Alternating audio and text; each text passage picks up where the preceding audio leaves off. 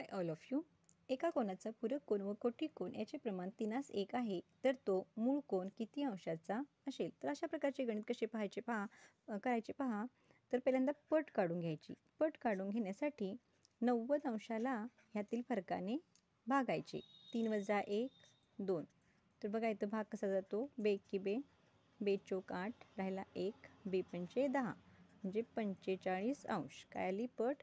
45 अंश. आता ह्या 45 अंशानं काय करायचं, ह्या कोटीकोणाचं गुणोत्तर किती आहे? 1. तर ह्याला 1ने गुणायचे. किती आले? 45 गुणिले 1 बरोबर 45 अंशच येतात. आता तो कोन, तर तो कोन कुठला? मूळ कोन.